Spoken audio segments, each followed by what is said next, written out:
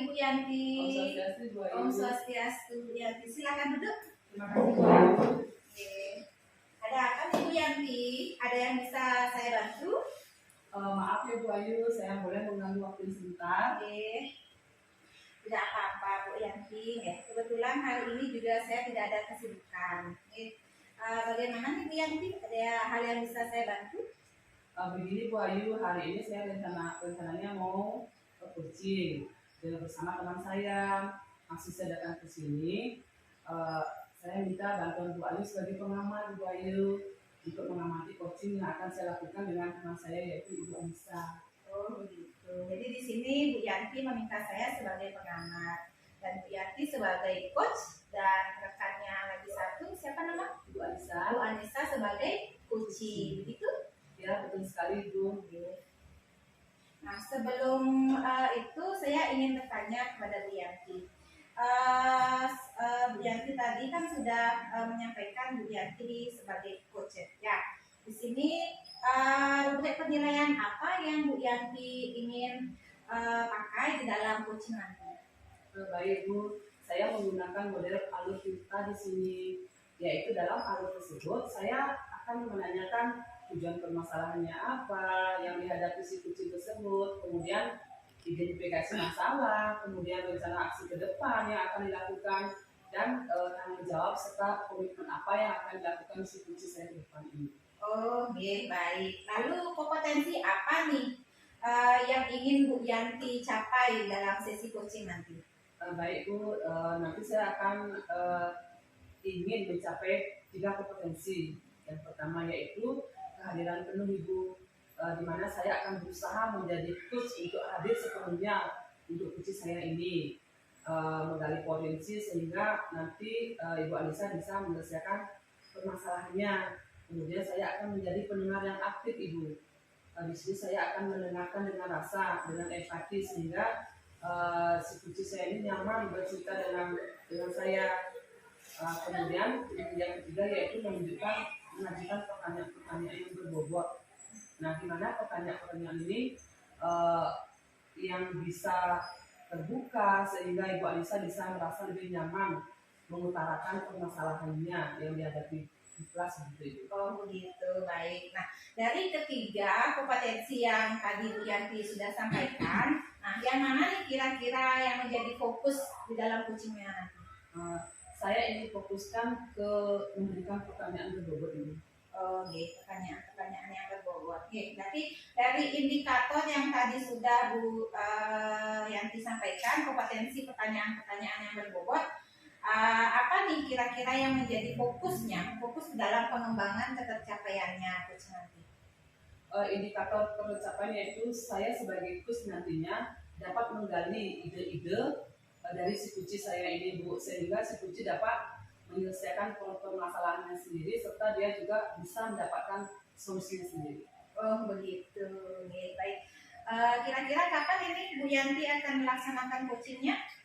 Rencananya saya hari ini Bu, kebetulan teman saya Ibu Anissa lagi jam kosong, di kelasnya lagi ada pembelajaran novel yang lainnya, jadi mohon kiranya Ibu meluangkan waktunya hari ini bisa Ibu. Oke, boleh Bu Yanti, mumpung hari ini juga saya tidak ada kesibukan, mungkin bisa dipanggil temannya untuk melakukan coachingnya. Oke, bisa Ibu, terima kasih atas waktunya.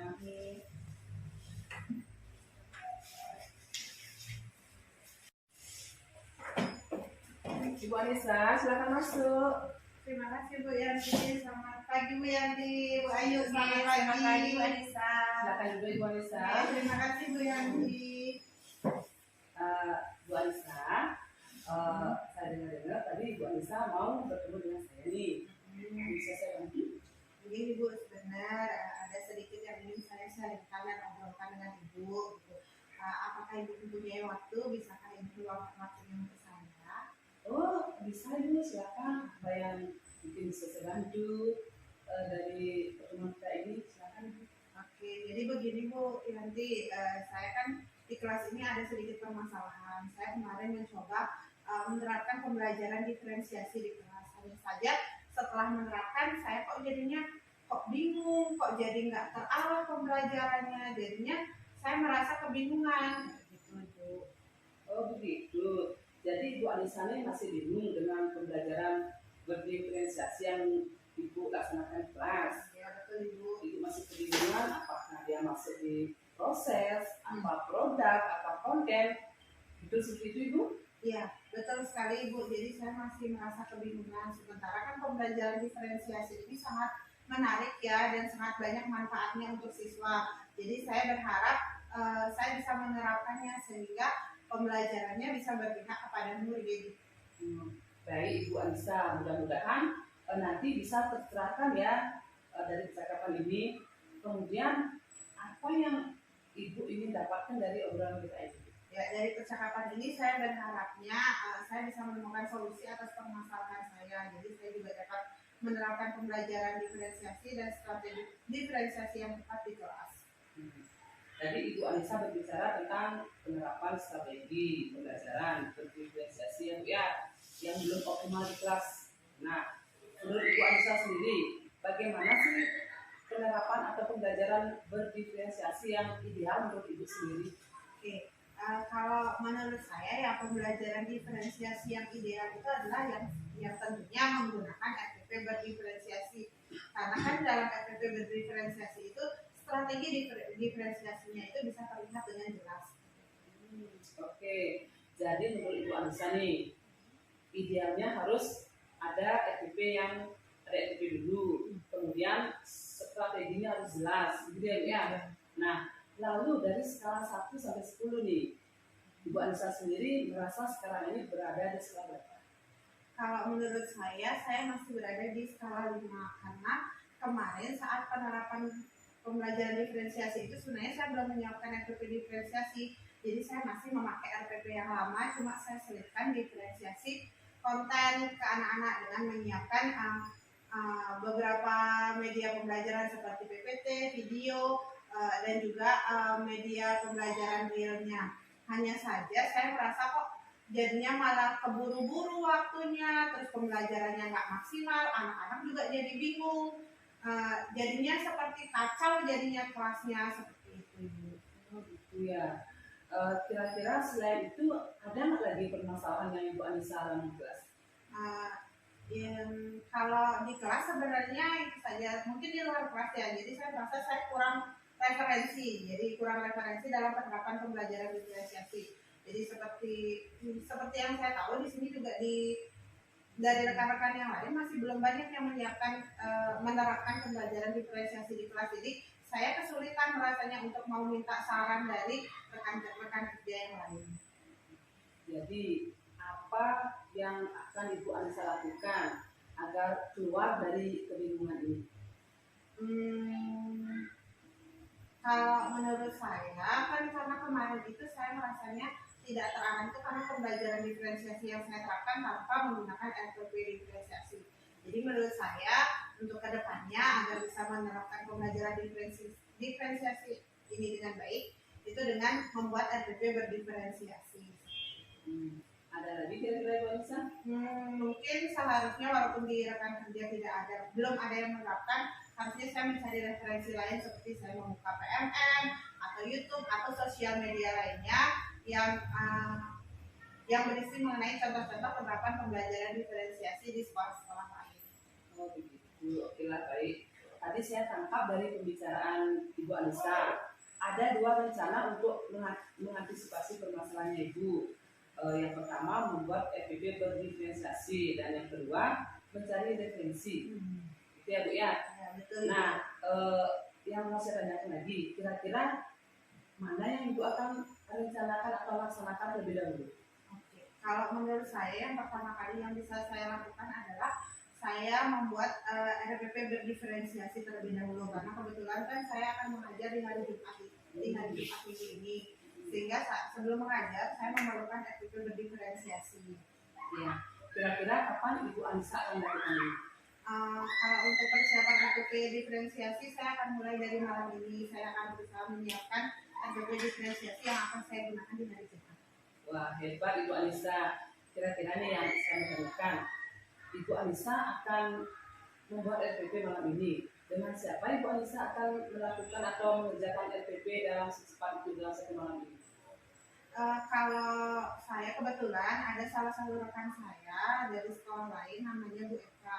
Kebetulan dia juga tetangga saya, jadinya dia sudah pernah menerapkan pembelajaran diferensiasi. Jadi saya akan meminta bantuan beliau dalam membuat RPP berdiferensiasi seperti apa, dan nanti menanyakan praktik baik dari beliau mengenai pembelajaran berdiferensiasi untuk saya bisa terapkan di kelas. Oke, baik. Dari sejauh ini ya Bu ya, kita sudah sampai di titik ini. Kira-kira apa yang Ibu Anissa harapkan dari percakapan yang kita lakukan hari ini? Jadi yang saya dapatkan dari percakapan hari ini itu awalnya saya merasa kebingungan karena pembelajaran diferensiasi ini masih hal baru bagi saya. Namun saya sangat antusias karena saya tahu bahwa pembelajaran diferensiasi ini sangat baik untuk anak dan berpihak pada murid, sehingga saya sangat semangat untuk menyiapkan SPP berdiferensiasi dan menerapkannya pada pembelajaran di kelas hari Jumat. Wah, bagus. Nah, setelah percakapan ini, saya sudah tadi percakapan lumayan, apa yang Bu Anissa rasakan sekarang?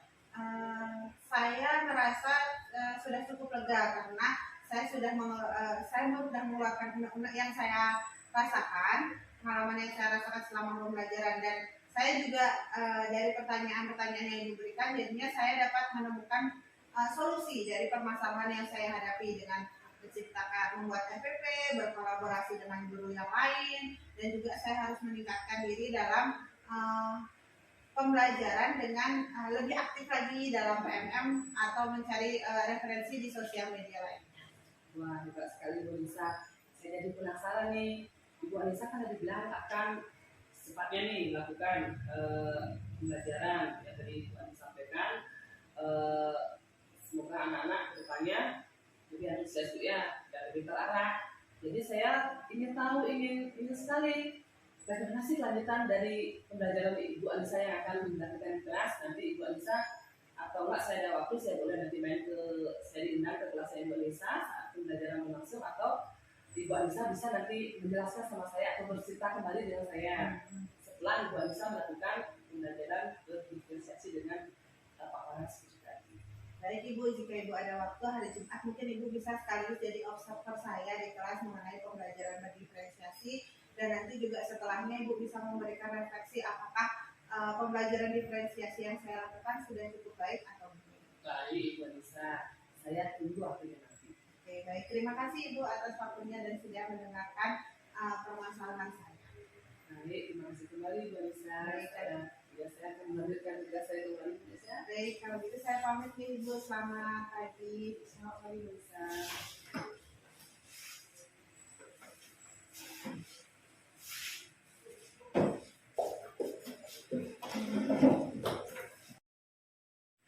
Wah, luar biasa sekali Bu Yanti tadi sudah melakukan coaching bersama Bu Anissa ya. Nah, di sini yang sudah saya amati tadi, Bu Yanti sebagai coach dan Bu Anissa sebagai coachingnya, gitu ya. Nah, tadi yang sudah saya amati, Bu Yanti sudah mantap sekali di dalam penerapan alutikanya ya. Bu Yanti sudah dapat menggali potensi si coaching di sini.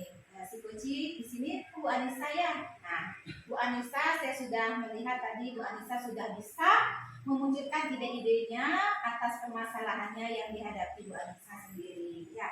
Nah, dan yang ingin saya tanyakan di sini, apa yang sudah berjalan baik yang Ibu yang didapatkan dari sesi coaching tadi bersama Bu Anissa? Terima kasih Bu Ayu.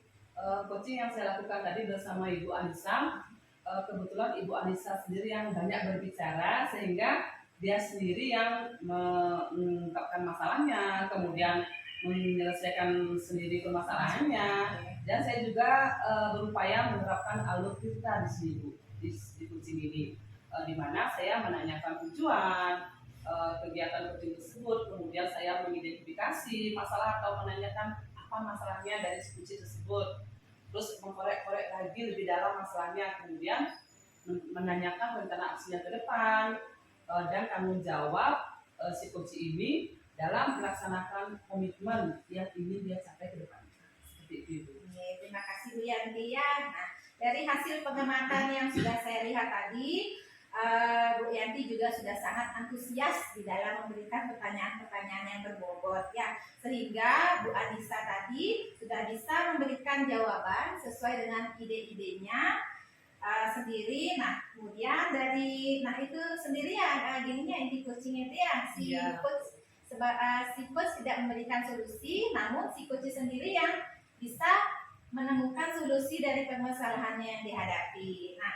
Nah, setelah tadi Bu yang sudah coaching bersama Bu Anissa, selain kompetensi di dalam memberikan pertanyaan-pertanyaan yang berbobot, kira-kira potensi apa lagi nih yang ingin Bu Yanti kembangkan di dalam coaching selanjutnya?